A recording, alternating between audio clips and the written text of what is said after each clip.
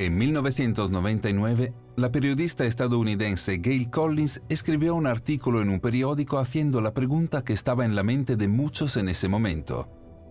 ¿Dónde está mi coche volador? Durante el siglo XX, los coches voladores se habían convertido en un elemento básico de la ciencia ficción en la cultura pop, una caricatura a menudo utilizada de lo que depararía el futuro.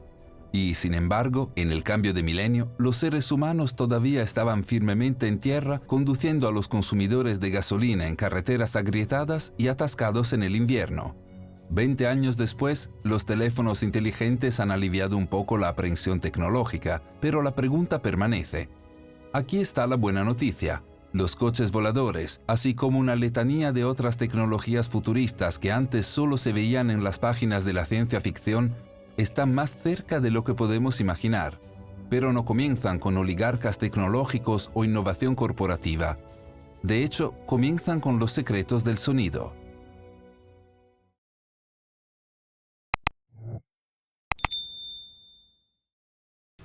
Para obtener una respuesta, uno podría tener que remontarse más en la historia a los escritos del historiador árabe del siglo X, Abdul Hassan al-Masudi. Este fue un hombre que pasó su vida viajando por el mundo y finalmente escribió una historia del mundo en 30 volúmenes basada en sus aventuras.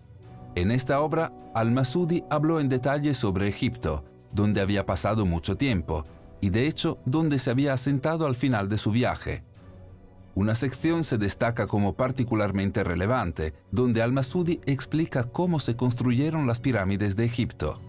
Considera que incluso hoy los científicos no tienen una explicación concreta de cómo se construyeron las pirámides, cómo se movieron y apilaron los 2,5 millones de bloques de piedra que pesaban 2,5 toneladas cada uno. Fueron movidos y apilados sin maquinaria moderna. Muchos han sugerido que deben haber sido necesarios decenas de miles de esclavos, muchas décadas moviendo piedras con cuerdas y poleas, pero al-Masudi ofreció una explicación diferente, presumiblemente directamente de las bocas y los registros de los egipcios que se habían convertido en sus compatriotas. Describió cómo cuando querían mover una piedra, los antiguos egipcios colocaban un trozo de papiro impreso con símbolos inusuales debajo. Desde allí golpeaban una varilla de metal contra la piedra, en cuyo punto levitaba del suelo. Y luego guiaban la piedra a lo largo de un camino cercado con varillas de metal adicionales hasta que caía. Luego repetían el proceso hasta que la piedra estaba en el lugar deseado. En su libro, al-Masudi escribió: al llevar a cabo el trabajo, se colocaron hojas de papiro o papel, inscrito con ciertos caracteres, debajo de las piedras preparadas en las canteras, y al ser golpeados, los bloques se movieron en cada momento la distancia de un tiro de arco, que sería un poco más de 200 pies, y así gradualmente llegaron a las pirámides. Escuchar relatos como este llama la atención sobre las numerosas estructuras antiguas en la Tierra cuya construcción permanece, como las pirámides, un tanto misteriosa. Piensa en Stonehenge, donde las piedras más grandes pesan 40 toneladas, o la isla de Pascua, donde el Moai más grande es de 80 toneladas. Considera el Nam Madol, en la isla de Pompey, en Micronesia, el Machu Picchu del Pacífico. Una ciudad perdida construida en el 200 a.C., usando cientos de troncos de piedra, cada uno de 18 pies de largo y varios pies de diámetro, que pesan 2,5 toneladas. ¿O qué hay de los bloques de piedra en Baalbek, en el Líbano, donde las 3 piedras más grandes pesan unas increíbles 1000 toneladas cada una? Sorprendentemente, estas ni siquiera son las piedras artificiales más grandes de nuestro planeta. Un descubrimiento increíble hecho en Rusia amenaza con romper las teorías convencionales sobre la historia de nuestro planeta. En el sur de Siberia, los investigadores han encontrado una pared absolutamente masiva de piedras de granito. Se estima que algunas de estas gigantescas piedras de granito pesan más de 3000 toneladas, y muchas de ellas fueron cortadas con superficies planas, ángulos rectos y esquinas afiladas. Nunca antes se había descubierto nada de esta magnitud. Se ha señalado que incluso la grúa más grande y poderosa que existe hoy en día no podría mover estas piedras. Entonces, ¿cómo lo hizo una civilización antigua? Además, porque en casi todas las culturas donde existen megalitos también existe la leyenda de que enormes piedras se movieron por medios acústicos. Por supuesto, algunos secretos del pasado tal vez nunca los sepamos, para siempre al dominio de los antiguos. Afortunadamente, este no es un fenómeno que permanece encerrado en el pasado. Edward Ledskalnin nació en 1877 en Riga, Letonia, cuando a los 20 años su prometida rompió su compromiso solo unos días antes de la boda. Un Ledskalnin con el corazón roto se fue de Letonia a América del Norte. Recorrió Canadá, California y Texas durante un tiempo antes de instalarse en el clima cálido de Florida después de ser diagnosticado con tuberculosis. Allí comenzó el trabajo de su vida, su increíble parque de puertas de rocas. Esta era una ciudad de piedra en expansión hecha de más de 1000 toneladas de roca de coral, piedras que pesaban hasta 35 toneladas cada una. Ledskalnin hizo muros y torres, en una de las cuales vivió, amuebló y decoró con coral. Curiosamente, Ledskalnin nunca dejaba que nadie lo viera trabajar, y muchos se preguntaban cómo un hombre de 5 pies de alto, de 100 libras de peso y con tuberculosis, podría haber cortado, moldeado, levantado y maniobrado toda esa roca en su lugar por sí mismo. Considera en 1986, mucho después de la muerte de Ledskalnin, la puerta del parque, que para entonces había sido rebautizado como Castillo de Coral y se había convertido en una importante atracción turística, se rompió y se necesitaron 6 hombres con una grúa de 45 toneladas para arreglarla. Por su parte, Ledskalnin nunca reveló sus secretos, diciendo solo que sabía sintonizar la música de las estrellas y proclamando crípticamente: «He descubierto los secretos de las pirámides y he averiguado cómo los egipcios y los antiguos constructores del Perú, Yucatán y Asia, con solo herramientas primitivas levantaron y colocaron bloques de piedra que pesaban muchas toneladas». Durante su vida comenzaron a surgir una serie de historias curiosas sobre Ledskalnin. Sus vecinos informaron que lo habían escuchado cantarle a su coral, mientras que un grupo de adolescentes juraban haberlo visto flotar bloques de coral por el aire como globos de hidrógeno. Además, después de su muerte, se encontró una gran reserva de equipos de radio en las profundidades del castillo, así como una habitación insonorizada, herméticamente sellada, que algunos han especulado que podría haberse utilizado para experimentos de sonido. ¿Es posible que los secretos de las pirámides de las que hablaba Ledskalnin fueran los mismos que registró Al-Masudi? En nuestro vídeo sobre los poderes y habilidades de los monjes budistas, que curiosamente fue considerado inapropiado u ofensivo, y también estrictamente restringido por edad por YouTube, mencionamos la historia de un misterioso sueco conocido solo como Dr. Jarl, que en la década de 1930 llegó al final de un largo viaje al corazón del Tíbet, viajando primero en avión y luego en una caravana de yaks a través del terreno montañoso hasta un lugar donde pocos occidentales habían estado antes. Años antes, cuando era joven y estudiaba en la Universidad de Oxford, Jarl se había hecho amigo de un estudiante tibetano con el que había mantenido una relación de por vida. Fue este amigo quien le pidió, le suplicó de verdad, que viniera al Tíbet para tratar a una lama prominente que se había enfermado. Se publicó un relato del viaje de Jarl en una revista alemana, detallando su tiempo en el Tíbet y más específicamente una historia extraordinaria. Según Jarl, un día lo llevaron a un prado rodeado de altos acantilados. En uno de estos acantilados, a unos 250 metros del suelo, había una cueva y los inicios de lo que parecía ser un muro de piedra que estaban construyendo los lugareños. ¿Pero cómo?, se preguntó Jarl, sin ningún camino hacia la cornisa, excepto tal vez trepando una cuerda. Notó con curiosidad que en el prado estéril había una enorme losa de roca pulida con una forma de cuenco tallada en el medio. De repente, una procesión de monjes que portaban instrumentos macizos apareció, enormes tambores de hierro y cuernos de 3 metros de largo. Los monjes usaron un buey para arrastrar una roca sustancial sobre la losa lisa de roca en el prado. Luego colocaron sus instrumentos alrededor y comenzaron a tocar, golpeando los tambores de hierro con mazos de cuero y haciendo sonar sus cuernos. Lo que siguió conmocionó a Jarl. Como registra el relato, cuando la piedra estuvo en su lugar, el monje detrás del pequeño tambor dio una señal para comenzar el concierto. El pequeño tambor tenía un sonido muy agudo y se podía escuchar incluso con los otros instrumentos haciendo un estruendo terrible. Todos los monjes estaban cantando y entonando una oración, aumentando lentamente el tempo de este increíble ruido. Durante los primeros 4 minutos no pasó nada. Luego, a medida que aumentaba la velocidad de los tambores y el ruido, el gran bloque de piedra comenzó a balancearse y balancearse, y de repente despegó en el aire con una velocidad creciente en la dirección de la plataforma frente al agujero de la cueva, a 250 metros de altura. Después de 3 minutos de ascenso, aterrizó en la plataforma. Asombrado, Jarl observó a los monjes repetir este proceso una y otra vez, moviendo 5 o 6 rocas cada hora a medida que la pared de roca crecía lentamente. No podía creer lo que veía, asumiendo que debió haber sido hipnotizado o drogado o engañado de alguna otra manera, por lo que instaló una cámara para grabar el proceso. Mirándolo más tarde, vio exactamente lo que pensó que había visto, roca por roca levitando como por arte de magia. Curiosamente, cuando Jarl regresó a Europa, la sociedad científica que había patrocinado su viaje confiscó sus vídeos y posteriormente desaparecieron. Años después, la pregunta permanece: ¿qué había en esas cintas? ¿Jarl estaba hipnotizado o alucinando?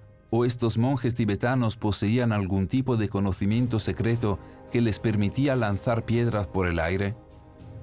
¿Fue la música de las estrellas de Led Skalning la misma que presenció el Dr. Jarl en el Tíbet? Buenas noticias. Estas no son preguntas sin respuesta. No son preguntas relegadas al reino de los mitos y leyendas.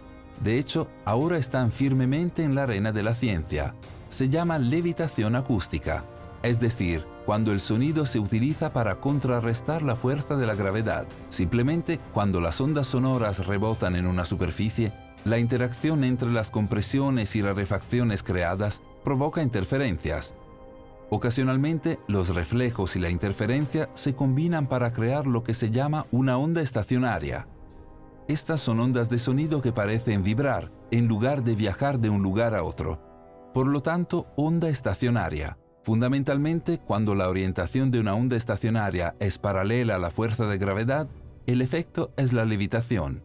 Estas ondas estacionarias se pueden crear utilizando un levitador acústico, un dispositivo compuesto por un transductor, una superficie vibratoria que crea sonido y un reflector, la superficie en la que se reflejarán las ondas. Piensa en los monjes descritos por Jarl. Su transductor eran los tambores y los cuernos. Su reflector era la losa lisa de roca con su superficie cóncava. Lo que es más importante para lograr la levitación acústica, el transductor y el reflector deben estar separados por una distancia precisa, y las ondas deben producirse en una frecuencia específica. Esta fue la razón por la que los monjes de Jarl usaban tambores y cuernos de tamaños específicos, hasta el centímetro. Y por qué, como describen los relatos de Jarl, los monjes midieron cuidadosamente la distancia desde la piedra hasta este cuarto de círculo de instrumentos, y resultó ser de 63 metros. 8 de los 13 tambores tenían exactamente el mismo tamaño que la piedra, 1 metro de ancho y 1,5 metros de largo. 4 de los tambores eran más pequeños, pero tenían exactamente 1/3 del volumen del tambor más grande, con 0,7 metros de ancho y 1 metro de largo. Un tambor adicional era el más pequeño, con 0,2 metros de ancho y 0,3 metros de largo, nuevamente en perfecta proporción armónica. Podrías colocar 41 de los tambores pequeños en el tambor mediano, en volumen, y 125 en el tambor más grande. Dicho de manera sucinta por el autor Bruce Katy, el secreto está en la ubicación geométrica de los instrumentos musicales en relación con las piedras a levitar y la afinación armónica de los tambores y trompetas. Lo que todo esto significa es que la ciencia detrás de las piedras levitantes de Jarl y Al-Masudi está ahora bien establecida. Tan bien establecida, de hecho, que los científicos modernos han comenzado a llevarlo mucho más allá que simplemente mover piedras. A principios de la década de 2000, los científicos comenzaron a levitar pequeñas gotas de agua con sonido, una incursión esperanzadora en el estudio oficial de la levitación acústica. Sin embargo, la investigación se estancó cuando los científicos no pudieron encontrar una manera de mover las partículas una vez que fueron levitadas. Como describió un científico, si empujaban demasiado fuerte, la gota de agua explotaría, no lo suficientemente fuerte como para caer con la gravedad.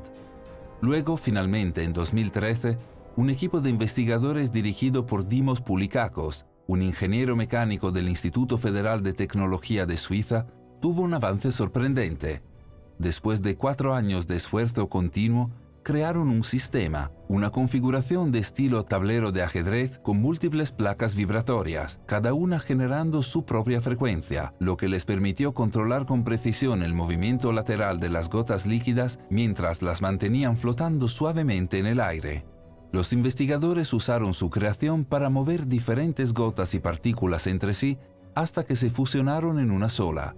Descaradamente mezclaron café instantáneo y agua. Incluso pudieron hacer girar un palillo de dientes, un objeto mucho más grande de lo que antes había sido posible.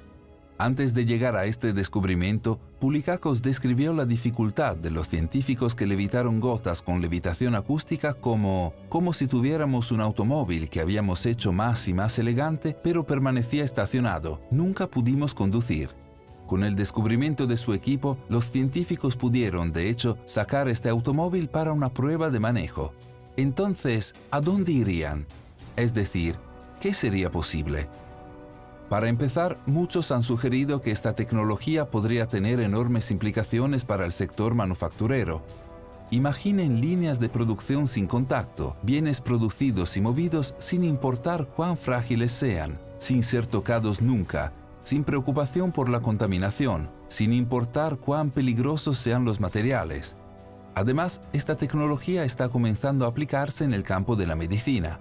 Por ejemplo, un grupo de investigadores británicos desarrolló las llamadas pinzas acústicas, que podrían usarse para mover células de cartílago de una placa de Petri e implantarlas en personas que tengan tendón sostenido o daño de los ligamentos. En efecto, moldea una cadena de células de cartílago en la forma exacta dentro del cuerpo de una persona usando el sonido. Esto podría aplicarse a los huesos o incluso a los tejidos, un nuevo método de regeneración futurista que va más allá de la cirugía invasiva. Estas son aplicaciones increíbles en los campos de la fabricación y la medicina, pero de hecho va más allá. Se podría decir que va audazmente donde nadie ha ido antes.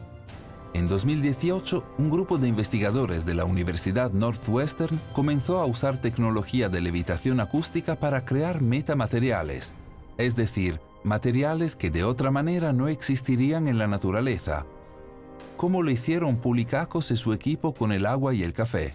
Los investigadores de la Northwestern controlarían y combinarían las propiedades de partículas individuales, ensamblando en esencia cualquier configuración que pudieran imaginarse. Tal trabajo de su imaginación fue combinar ADN con nanopartículas de oro, creando un material completamente nuevo que increíblemente podría doblar la luz entrante a su alrededor, haciéndolo parecer invisible. En otras palabras, parecía que habían creado la tecnología de camuflaje vista anteriormente en los registros de Star Trek. En otro lugar, ese mismo año, los investigadores de la Universidad de Bristol descubrieron una forma de levantar objetos más grandes con levitación acústica. Anteriormente, los investigadores no habían podido levantar nada más grande que la propia onda de sonido. Los investigadores de Bristol superaron esto creando un sistema de vórtices acústicos que fluctúa rápidamente, una serie de pequeños tornados de sonido, un torbellino de sonidos fuertes que rodean un núcleo interior completamente silencioso. Como se describió, cuando un campo de sonido gira en cualquier dirección, parte de su giro se transfiere para afectar el movimiento del objeto que levita en su interior, haciendo que dicho objeto orbite cada vez más rápido hasta que pierde el control y el experimento falla. Pero al cambiar la dirección del giro hacia adelante y hacia atrás a altas velocidades, equilibrándola a través de fuerzas opuestas, los investigadores encontraron que el sonido del tornado podría mantener estable un objeto, Esto les permitió hacer que el núcleo silencioso del tornado fuera aún más grande, atrapando finalmente una esfera de poco menos de 1 pulgada de ancho. Es el objeto más grande jamás estabilizado por un rayo tractor. Al aumentar el tamaño del núcleo en el centro del tornado, se podrían levantar objetos más grandes, en este caso, una esfera de poco menos de 1 pulgada de ancho, pero presumiblemente incluso seres humanos, razón por la cual la invención se ha denominado rayo tractor acústico. De hecho, uno podría imaginar que se aplicaría para levantar a un humano del suelo, pero uno podría imaginarlo yendo más allá de eso, no como un rayo tractor desplegado desde algún barco flotante, sino como la fuente de energía del barco mismo. Considera que los registros de muchas civilizaciones antiguas, aquellas que han construido estructuras inexplicables de piedra pesada, contienen representaciones de máquinas voladoras que volaban por el aire con un sonido melodioso. Considera la descripción estereotipada del ovni en la ciencia ficción, un disco volador con un círculo en el medio que aparece a primera vista no muy diferente de la enorme roca cóncava y pulida de los monjes de Jarl. Quizás estas máquinas voladoras eran de hecho dispositivos de levitación acústica. ¿Dónde está mi coche volador? No es una pregunta completamente irrazonable, en un mundo donde los teléfonos son más inteligentes que los humanos y los multimillonarios disparan cohetes a Marte. Y sin embargo, tal vez, los coches voladores y muchas otras piezas de hechicería tecnológica que solo se ven en la ciencia ficción estuvieron aquí todo el tiempo. Tal vez solo necesitábamos escuchar la música de las estrellas. Si disfrutaste del vídeo, presiona el botón me gusta y si eres nuevo, presiona suscribirse y la campana junto a él para recibir notificaciones futuras.